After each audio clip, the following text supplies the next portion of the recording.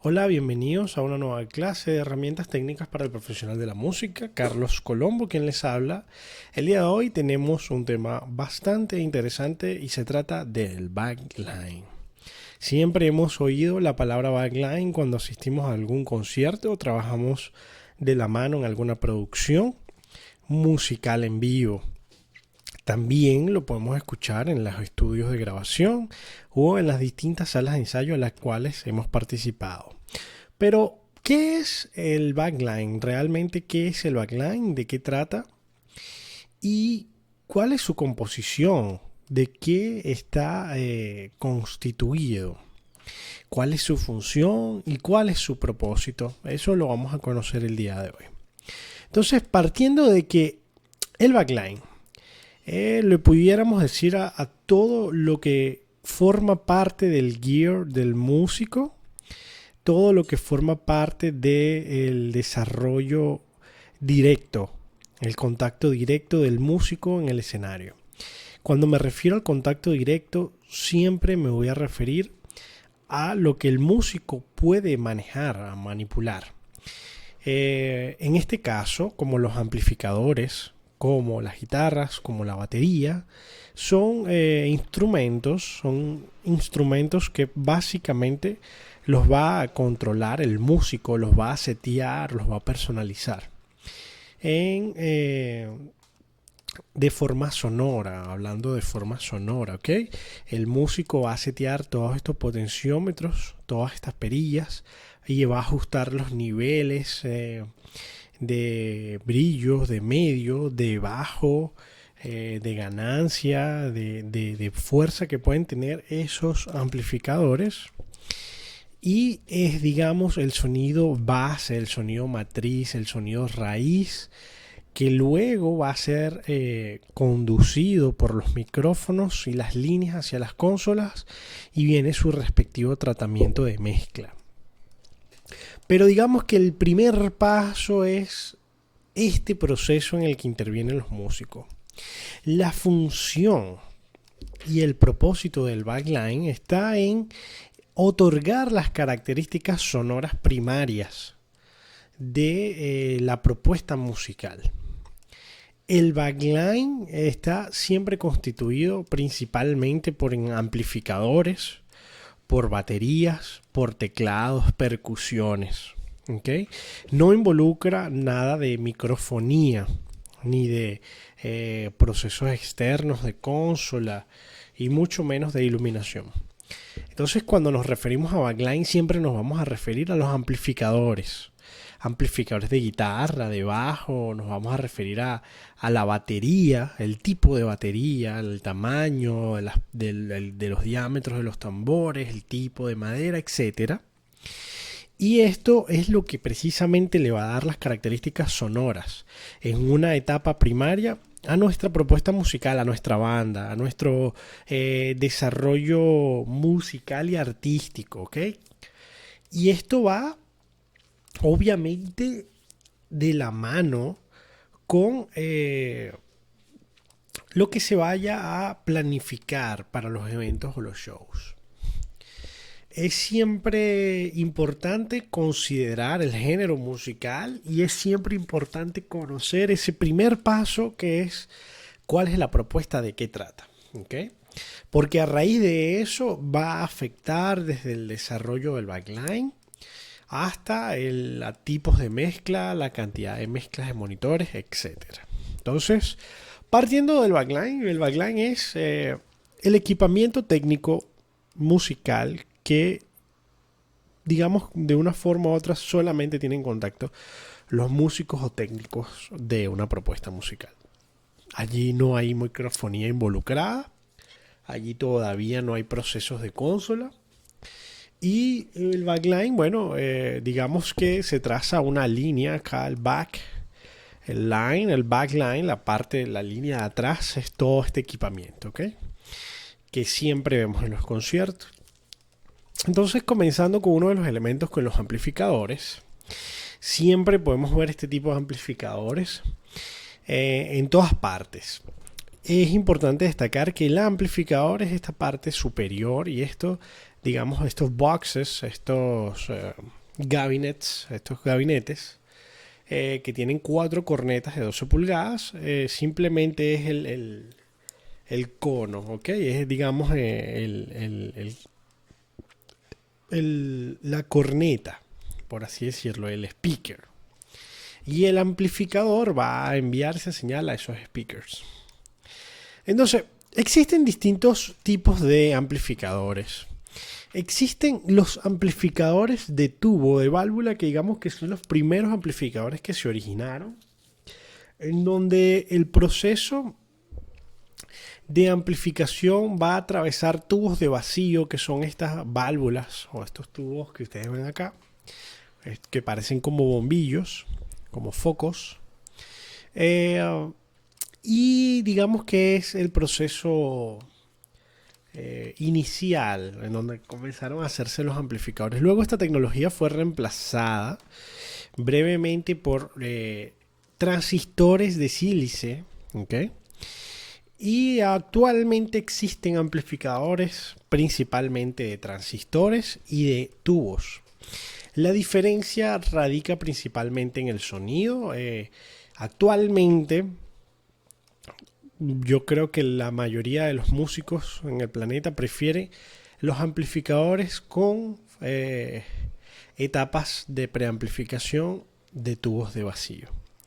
¿Por qué? Porque genera un sonido más cálido, unas distorsiones más reales, menos sintéticas, genera un crunch o un sonido muy satisfactorio para muchos de los músicos de rock, de pop y de distintos géneros alrededor del mundo, además de lo cálidos que son sonoramente. Avanzando en esto, podemos encontrarnos con los teclados y pianos que forman parte del backline. Generalmente, no hablo siempre, sino la mayoría de las veces ustedes ven una propuesta musical cuando se va a presentar, digamos que es bastante frecuente que soliciten los teclados al backline. Muchas bandas no viajan con sus pianos. Digamos que el piano es algo bastante difícil de transportar, ¿ok? Siempre, bueno, va a depender de la propuesta musical que se esté trabajando, si el piano es de cola, de media cola, de un cuarto de cola. Además que este traslado no es nada fácil y muchas veces ameritamos una afinación in situ, en el sitio de donde se va a desarrollar el concierto. Okay. Existen los teclados MIDI, existen los pianos y existen los synthesizers o los workstation. Ambos que entran en la categoría de teclas, de teclados, para fines técnicos dentro del backline, dentro del desarrollo del rider técnico, del lenguaje que se va a trabajar en tarima. Entonces, estos distintos teclados digamos que tienen principalmente una referencia técnica dentro del desarrollo del espectáculo. ¿Cómo trabajan los teclados? Bueno, básicamente los synthesizers son instrumentos que podemos conectar por salidas monos o salidas estéreos directamente a una caja directa y de allí a la consola. No es el caso de los pianos. Los pianos son microfoneados. Normalmente son microfoneados con micrófonos condensados, micrófonos con una alta capacidad de captación. Y luego los teclados MIDI, que digamos que el instrumento es simplemente son botones, ¿okay? Son botones que asignan, que tú puedes personalizar y asignar funciones. Es una herramienta como un teclado de computadora bastante similar, y en donde en el software que trabajemos en la computadora podemos asignar cualquier función a las teclas, incluso cualquier sonido. Esto es más o menos cómo funcionaría una conexión MIDI. Actualmente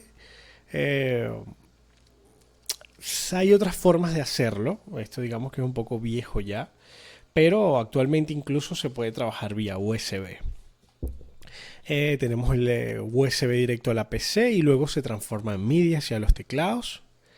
Estos cables MIDI son cables de data, de información, y es información que vamos a enviar a la computadora y la computadora va a enviar de vuelta hacia una salida de amplificación o una interfaz de audio. Aquí tenemos algunos ejemplos de controladores MIDI y de teclados. Okay. Fíjense, este funciona directamente USB a la computadora. Y llegamos a una parte bastante importante, que es las baterías y percusiones. Las baterías y percusiones, digamos que son el elemento más complejo dentro de una producción en vivo, tanto a nivel de consolas como al nivel de backline y al nivel de microfonía. Las baterías y percusiones son, digamos, lo más complejo porque son muchos instrumentos en uno. A pesar de que son tocados por una sola persona, son muchos instrumentos y cada instrumento debe ser microfoneado y debe ser considerado. Ahora, ¿por qué nos referimos en el backline a las baterías y percusiones? Bueno, porque dependiendo de la propuesta musical vamos a ver cómo este setup va a variar. En este caso, como el baterista de Kiss, podemos ver una batería de un setup rock con dos bombos, sus dos toms en el frente, seguramente dos granaderos en la parte derecha del baterista y otros tom en el lado izquierdo, además de seguramente debe tener dos redoblantes y su setup de platillos. Pero una propuesta musical que se va a presentar ese mismo día, digamos que si va a tocar una propuesta musical de música latina, esto cambiaría totalmente. Cambiaría a esto.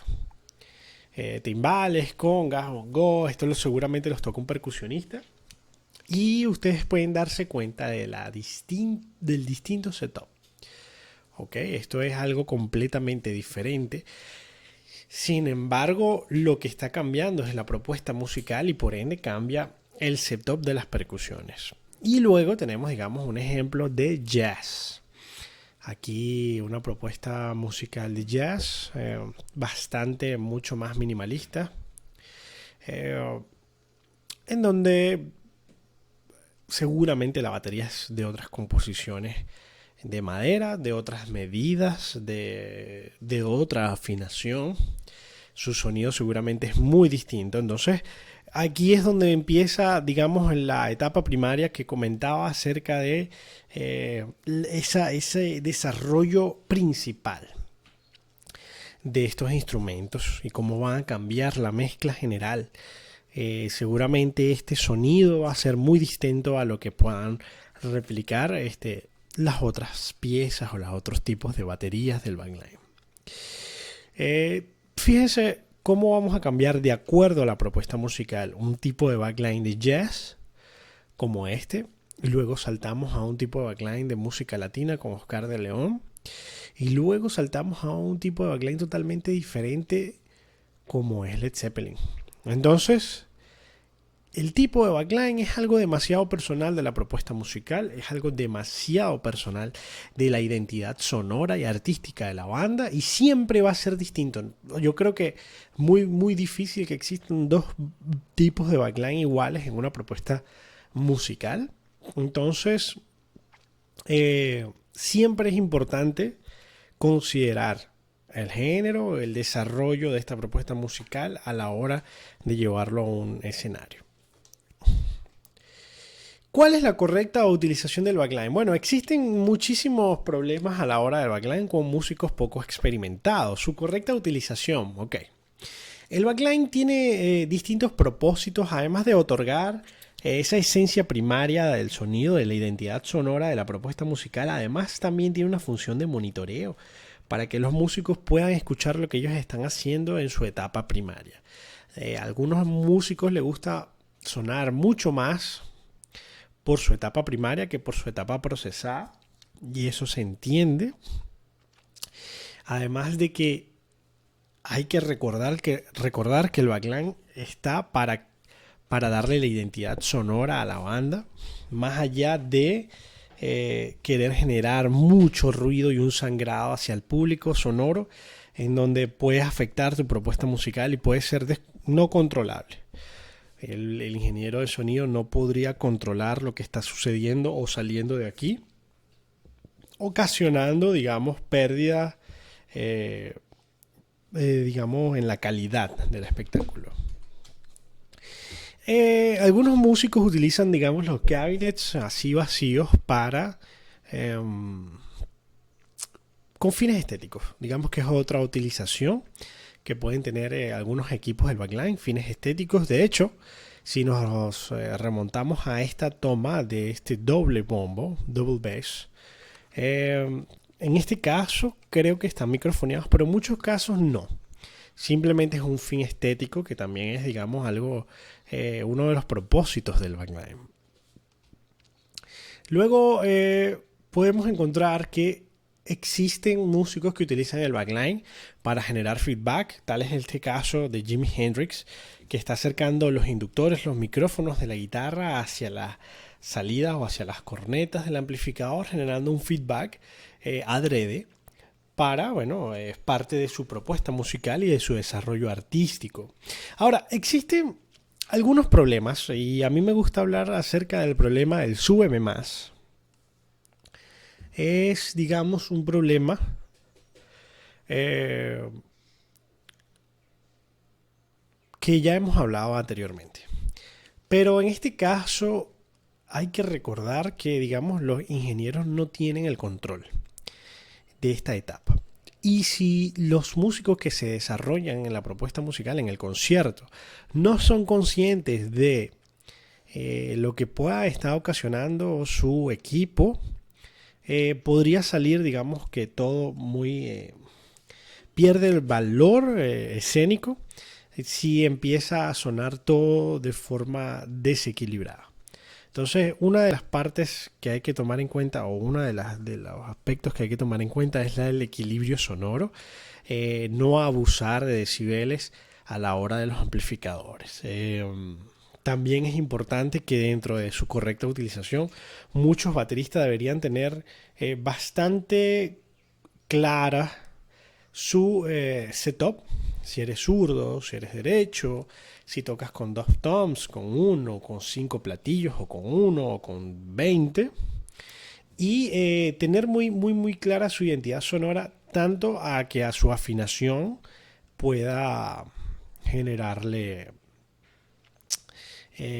un buen impacto sonoro dentro de su propuesta musical.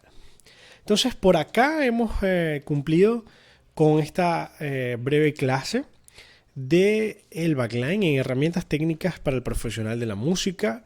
Gracias por acompañarme el día de hoy. Carlos Colombo, profesor de la Universidad Arturo Michelena, en técnicas de herramientas para el profesional de la música. Entonces, estamos en sintonía y hasta una próxima clase. Gracias.